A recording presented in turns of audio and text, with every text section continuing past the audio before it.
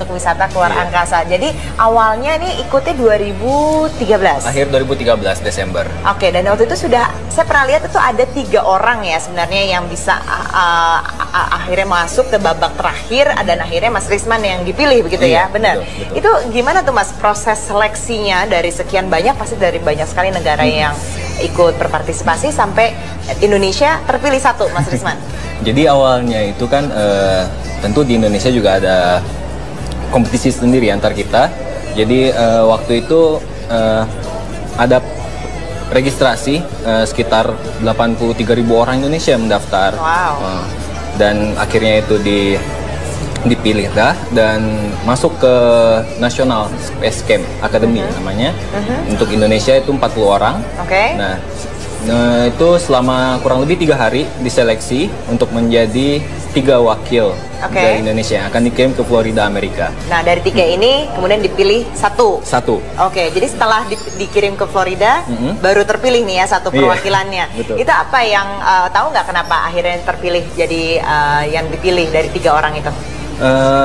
Jujur aja sebenarnya sih nggak tahu, soalnya kan di sana juga ada jurinya. Jadi di Florida itu juga ada semacam kompetisi yang harus kita jalani. Apa tuh kompetisinya?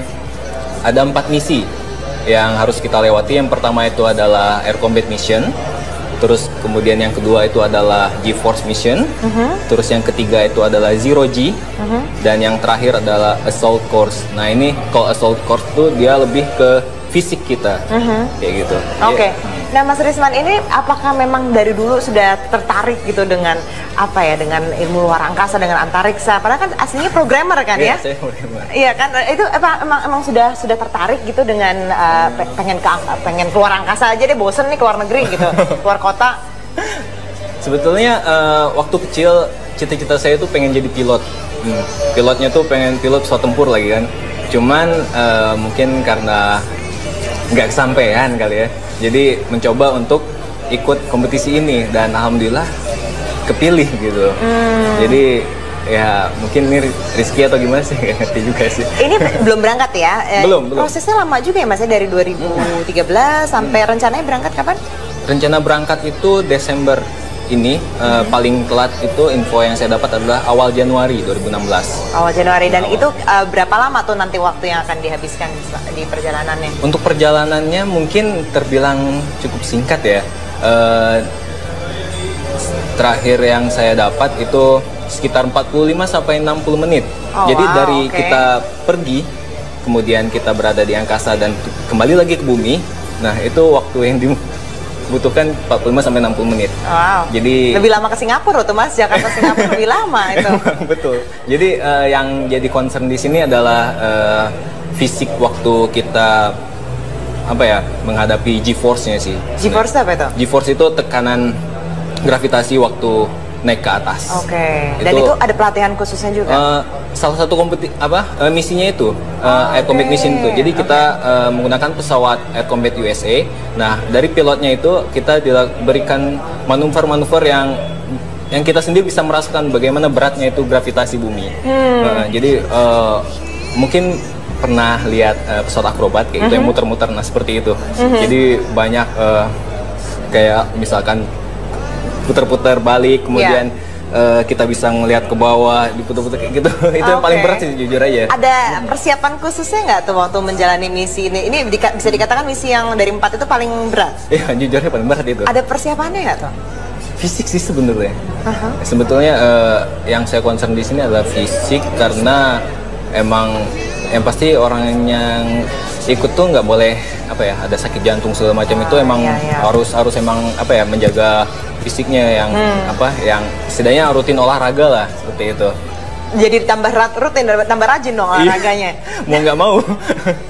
Oke, Mas, ini kita nantinya juga akan melihat ini ternyata orang Asia tuh banyak sekali loh yang sudah pergi ke angkasa, dari China, dari Afghanistan, itu juga ada dari Malaysia yang terdekat dan berhasil. Walaupun sebenarnya Indonesia hampir pernah waktu itu mengirimkan betul. Wanita, malah astronot wanita. Kami akan hadirkan informasinya sesaat lagi.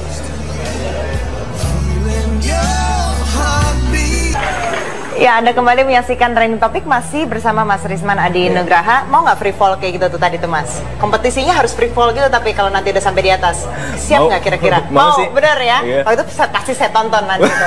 Jadi Trending Topic beneran itu nanti. Nah, berbicara dengan Mas Risman ini tadi kita sudah melemparkan tweet kepada followers kami di Twitter dan ada yang ingin bertanya langsung kepada Mas Risman, silakan. Halo Mas Risman, saya mau tanya dong. Nanti kalau Mas Risman ke luar angkasa mau ngapain? Kalau saya boleh request, Mas Risman boleh nggak kayang dalam kondisi nol gravitasi? Makasih Mas. Oke, silakan dijawab nih Mas Risman. Tadi usernya dari siapa nih? Kok nggak ada namanya? Silakan Mas. Mau ngapain? Pengen sih foto-foto. Soalnya momen yang seperti itu tuh ya sekali seumur hidup. Apa ya?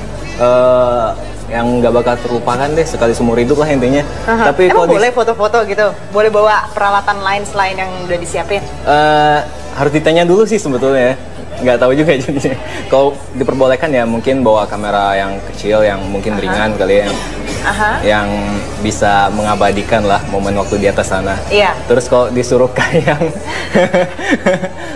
ini kan soalnya kondisi pesawatnya juga nggak memungkinkan. Kita juga nggak bisa keluar dari pesawat. Jadi emang mungkin kita akan duduk terus di pesawat selama melayang seperti itu. Oke, Mas Risman pernah mendengar dengan namanya Ibu Pratiwi Sudarmono nggak? Iya. Nah, Ibu Pratiwi Sudarmono ini kita berikan informasinya. Beliau ini sebenarnya seharusnya waktu itu berangkat menjadi astronot pertama Indonesia ya pada tahun 80-an. Ini tepatnya untuk dalam misi melepas satelit Palapa pada saat itu. Tapi kalau kita ingat, sebelum satelit itu dilepas ada Challenger yang kemudian meledak dan akhirnya harus dibatalkan gitu ya. Saya berharap mudah-mudahan Mas Risman ini aman, selamat, nggak ada apa-apa sampai di sana. Amin.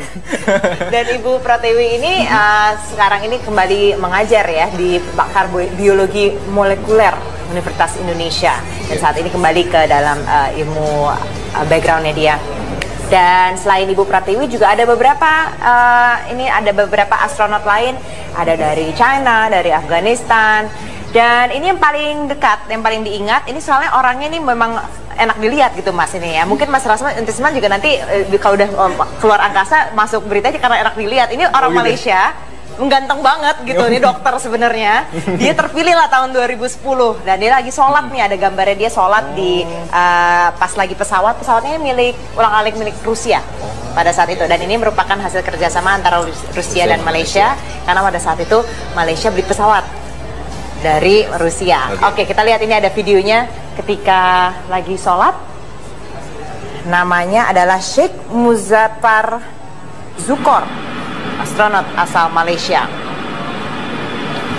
Harus kayak gini juga dong Mas, mudah-mudahan sempat dong dalam waktu 40 menit nanti sambil sholat gitu di sana. Iya, sholat duduk mungkin. Oh, nggak bisa sama sekali, nggak bisa berdiri ya? Enggak, soalnya emang waktu melayangnya juga sekitar 6 menit aja sih Mbak. Oh, gitu. Hanya sekitar 6 menit itu melayangnya. Oke. Oke. Sekarang ini juga ada berita lain ini yang cukup menghebohkan. Pada minggu ini, terutama minggu-minggu terakhir bulan Juni, kita itu sebenarnya bisa melihat secara kasat mata nih Mas Risman, planet Jupiter dan juga Venus yang berdekatan. Jadi ini memang hanya kesempatan langka juga, nanti baru bisa dilihat lagi sekitar 2016 begitu kalau tidak salah. Dan ini nih apa tuh namanya, karena dia sedang orbitnya sedang melingkari matahari, jadi bisa terlihat secara kasat mata. Dan kalau Anda ingin melihat baiknya itu setelah pukul 8 malam dan mengarah ke barat. Bahkan ada netizen sudah berhasil mengambil foto-fotonya nih, mungkin bisa dilihat karena sudah banyak diupload di Twitter, di Facebook, kemudian juga di Instagram. Banyak sekali yang mengupload foto-foto di mana bisa mengambil gambar Jupiter dan Venus. Jadi ingat, sampai tanggal 30 Juni itu baru benar-benar bisa terlihat secara jelas Jupiter dan Venus, kemudian juga ada bulan. Ini indah sekali loh. Dan satu lagi, ini misi NASA yang ditunggu-tunggu sebenarnya, karena ini ada pesawat namanya New Horizon, pesawat robotik yang sedang dalam misi untuk memotret planet Pluto. Nah, misi ini sudah 9 tahun berjalan. rencananya tanggal 14 Juli nanti akan terlihat bentuk Pluto. Jadi kita bisa lihat. Oke. Hebat banget ya. Jadi sebelum Mas pergi, kita udah bisa lihat Pluto seperti Betul, apa. betul. Mungkin Saya misi Pluto. berikutnya bisa ke sana. Amin. Oke. Jauh banget tapi itu. Iya, foto yang terakhir ini aja yang kemarin diambil itu diambil dari jarak 54,8 juta kilometer. Wow. Itu udah terdekat, itu udah hari kemarin tanggal 22 gitu. Oke. Oke, Mas Risman, saya ini kan kalau kita saya lihat ini kesempatan untuk keluar angkasa tuh kesempatan yang tidak datang ke semua orang. Emang, ya. betul. Kemudian ini datang pas saat bulan puasa ternyata dapat nih kesempatan yang penuh berkah ini gitu. Iya. Mungkin bisa di-sharing sedikit aja pesan untuk pemirsa ini untuk memotivasi untuk punya impian sesuatu yang bisa dikatakan tuh nggak mungkin gitu bagi orang lain tapi ternyata kita bisa. Sebetulnya saya punya quote sendiri sih. Ini juga dari APJ Abdul Kalam sebenarnya. Bermimpilah sebelum mimpi itu menjadi kenyataan. Jadi untuk meraih mimpi itu kan kita juga butuh kerja keras dan usaha. Jadi intinya agar mimpi itu tercapai kita harus berusaha dan pantang menyerah, pantang putus asa, dan jangan lupa terakhir adalah doa. Amin. Gitu. Baik. Gitu. Terima kasih banyak Mas Risman. Oke. Kita ngobrol lagi setelah balik dari angkasa. Amin. Tadi foto-foto ya biar kita bisa sharing juga. Amin. Topik. Iya, Oke. insyaallah. Kita akan kembali sesaat lagi, tetaplah